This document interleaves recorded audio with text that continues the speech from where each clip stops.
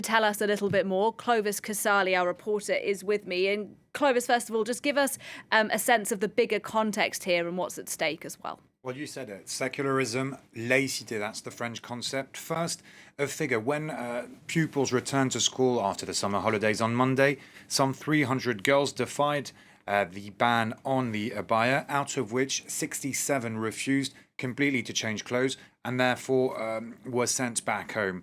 The question here really is the abaya, this Muslim garment, a religious outfit or a traditional one? If it's a religious one, well, it would violate the laws of laïcité, secularism. In France, this principle is dated back for more than 100 years. What is laïcité? It's a concept and principle, meaning no religious signs tolerated in school. It goes back to the separation of church and state. And no religious signs tolerated in state schools, whether it's religious Christian crosses, Jewish kippahs, or Muslim headscarves.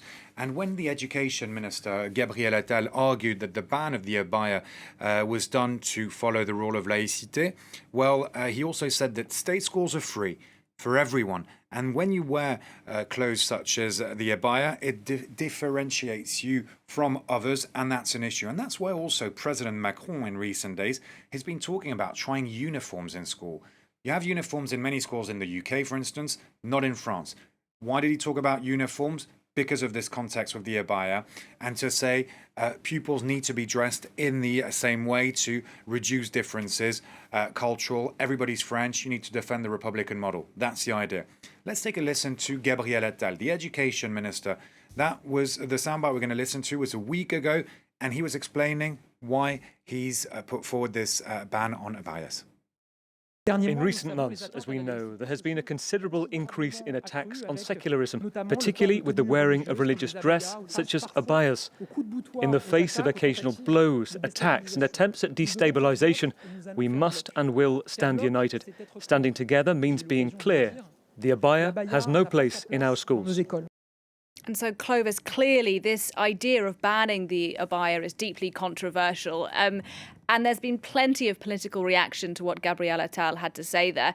Give us a sense of where the main political parties stand on this issue. Well, let's start with the left wing, with the NUPES, the left-wing coalition. Its strongest party is the France Unbowed. Unbowed are considered radical left. They're fiercely opposed to this ban, saying this Muslim garment is a fashion outfit, not a religious one. Jean-Luc Mélenchon, their leader, even saying that Muslims are once again targeted by the government here in France. But you've also got the socialists and communists who support this ban, saying that it's a way to defend laïcité, secularism, the French Republican model. And then you've got the right wing and the far right. As you can expect, they strongly support this ban. Marine Le Pen, leader of the French far right, saying that the abaya is the symbol of mass immigration in France, that French culture is threatened, that France is being taken over by Muslims and immigrants. Clearly, supporters of the ban don't all feel that, don't all believe that. Many supporters of this ban say it's a way to defend the French Republican non-religious model. And let's finish with a recent poll on this ban. 80% of the French people, according to this poll, support the ban in middle and high schools.